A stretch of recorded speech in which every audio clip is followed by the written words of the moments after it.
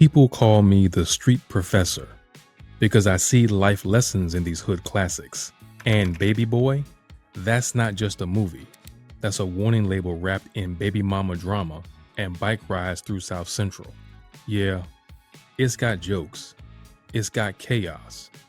But underneath all that, it's a blueprint of why so many men stay broke emotionally, financially, spiritually. Tyrese plays Jody, a grown man still living like a kid. No rent, no vision, no plan. Just vibes and manipulation. But the thing is, Jody's not rare. He's common. That's what makes this movie hit so hard. So today, we're going to break down the real lessons from Baby Boy. Not the surface level stuff. We're talking generational cycles, arrested development, and why you gotta boss up or get stuck. Because staying broke is a choice. And Baby Boy shows you how it happens. Let's get into it. Lesson 1. Stop being a rental tenant in your life. You remember that opening scene? Jody standing shirtless in the backyard, talking about how black men are like babies. No ownership, just surviving. He's not lying. But the wild part is, he says it like it's normal, like it's okay. Let's break that down. Jody's whole life is borrowed. He's living at his mama's house rent-free, using her food, her electricity, sleeping in the same room he grew up in. He's a full-grown man, pushing 20-something, with a kid on the way, and he still acts like it's his mom's job to keep the lights on. And it doesn't stop there. He's riding around in Yvette's car, eating off Yvette's work check, living off her love, until he flips out and accuses her of not being loyal. Bro, you don't even have your own place. This is what I call being a rental tenant in your own life. You're just passing through, never owning anything. No house, no business, not even your decisions. You're just borrowing space in other people's lives and calling it survival. And that's the trap. Because when you don't own your space, physically or mentally, you give other people control. Your mama can kick you out. Your girl can take the keys. Life can snatch your comfort at any moment. And let's be real. Jody wasn't broke because he didn't have money. He was broke because he didn't have structure. He was living moment to moment, thinking being the man of the house meant yelling or flexing, when really it means having a plan. Look around today. How many people are still stuck in this Jody mindset? They're renting rooms, leasing cars they can't afford, living paycheck to paycheck, and not once thinking about building something for themselves. Ownership isn't just about real estate. It's about taking full responsibility, making sure your money's building you up, not just keeping you alive for another month. Jody had 2 kids and no crib. That's not just broke, that's dangerous. Now here's the flip. When Melvin moves in, Jody feels threatened. Why? Because Melvin's a man with discipline, with experience, with ownership. He walks different, talks different. Jody senses it and hates it. But the truth is, Melvin represents what Jody could be if he stopped playing house and started building one. So if you feel like you're stuck right now, ask yourself, are you owning your own path or just renting time in somebody else's? You don't need to buy a mansion tomorrow, but you do need to start acting like your future is your job, because no one's going to hand it to you.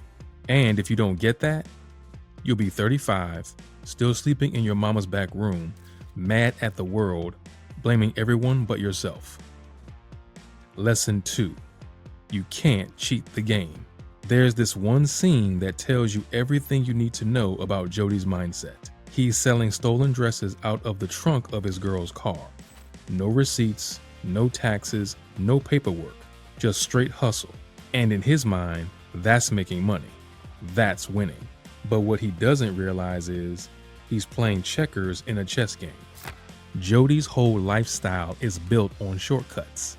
He borrows his mama's roof, he rides around in Yvette's car, and flips stolen merch to make a quick buck. And when it works for a day or two, he thinks he's figured it out, like he cracked the system. But here's the truth. You can't cheat the game. Every time you avoid the hard route, learning a skill, stacking your money, building credit, You trade a small win for a bigger loss later. It's like putting duct tape on a leaky pipe and acting like the problem solved. It's not. It's just delayed. That's what happens to Jody. The streets close in. The same dudes he used to laugh with, now they're setting him up. The same schemes that made him feel like a boss, now they've got him paranoid, looking over his shoulder. Because when you move like that, fast, sloppy, under the table, you build a life that can fall apart in a single day. Now, let's bring this to real life. You ever meet someone who keeps switching jobs, dodging taxes, never registering their business, always in between something? They talk a good game. I'm grinding. I got something big coming. But 5 years go by and they're still in the same spot. That's Jody. That's the trap of hustling without structure. It looks like movement, but it's just spinning in place. There's a reason real wealth moves slow. It takes time to build, time to get legal, time to make mistakes and learn from them. Jody never gave himself that time. He wanted the rewards without the responsibility. He wanted to feel rich before ever being secure.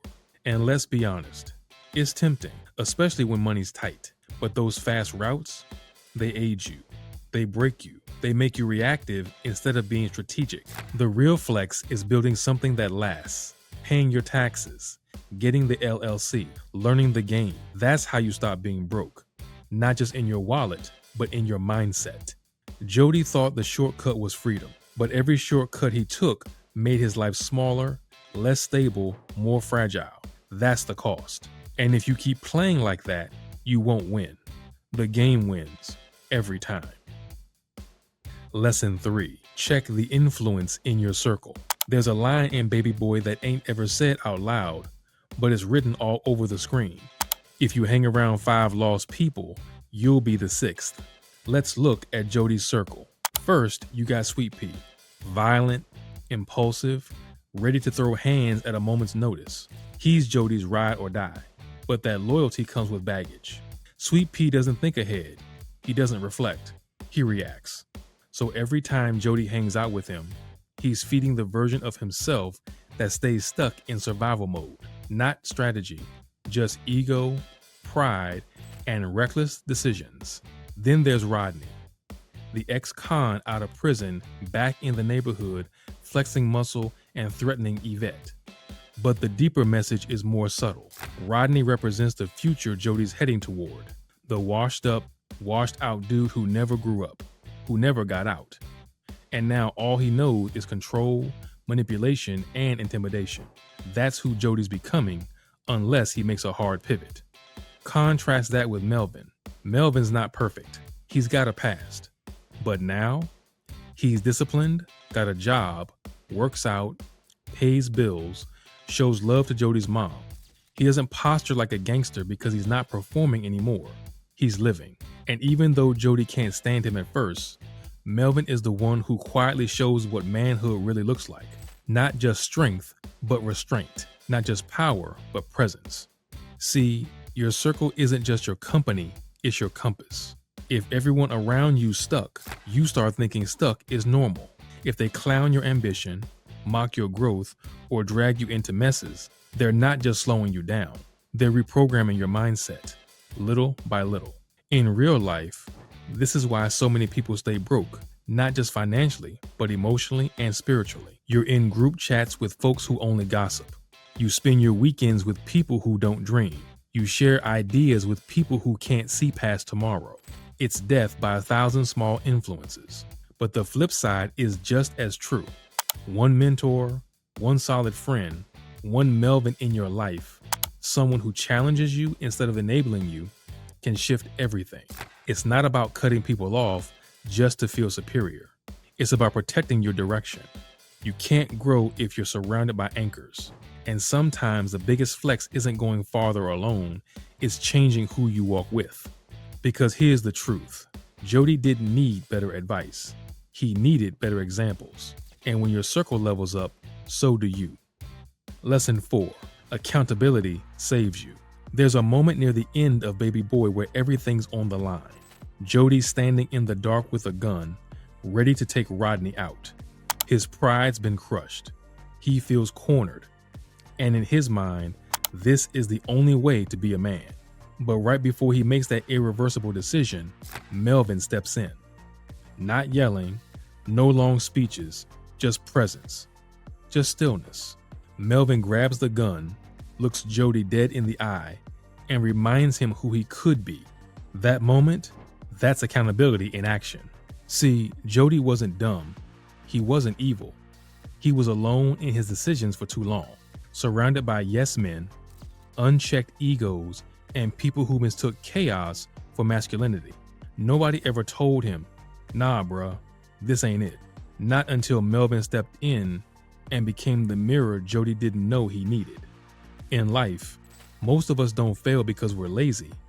We fail because we never had someone challenge us to be more.